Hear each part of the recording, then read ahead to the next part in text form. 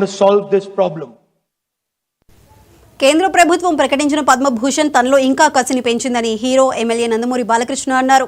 దీంతో తన రెండో ఇన్నింగ్స్ ప్రారంభమైందని తెలిపారు. తన తండ్రి ఎన్టీఆర్కు భారతరత్న రావాలని ఖచ్చితంగా వస్తుందని చెప్పారు. తనకు ఎవరూ ఛాలెంజ్ కాదని, పోషించిన పలు పాత్రలే ఛాలెంజ్ అన్నారు. మనిషి ఒక స్థాయితో తృప్తి పడకూడదని, తనను తానే పదును పెట్టుకోవాలని తపన ఉండాలని అదే నడిపిస్తోందని చెప్పారు. నాకు ఇవ్వడం ఇంకా నాలో కసిని పెంచింది, అంతే అంటున్నాను. అందుకే అన్నాను నా రెండో ఇన్నింగ్స్ ఇక్కడ మొదలైందని. So thanks. నేను నటించిన రకరకాల పాత్రలు అవి మరి ప్రజలే దానికి ఆమోదం వేశారు. మరి ప్రతి పాత్ర ఒక రాకే నాకు ఛాలెంజ్గా ఉండేది. నాకు ఎవరు ఛాలెంజ్ కాదు, నా పాత్రే నాకు. ప్రతి పాత్ర ఛాలెంజ్ నాకు.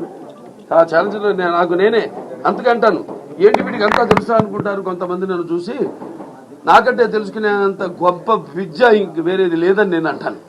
అంటే నా గురించి నేనే తెలుసుకుంటున్నాను. సో ఎప్పుడు మనిషి ఒక దాంతో ఒక స్థాయితో తృప్తి పడటం కాదు, ఆ పైన ఇంకా ఇస్తున్నారు అవకాశం. దాన్ని ఇంకా ఎలా మనల్ని మనం పదును పెట్టుకోవాలి అన్న ఒక తపన ఉండాలి.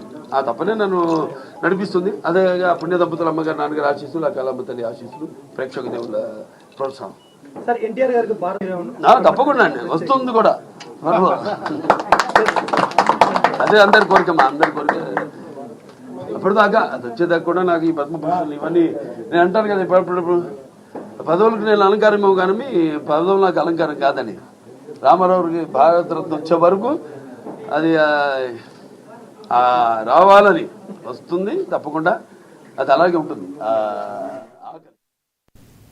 బీసీ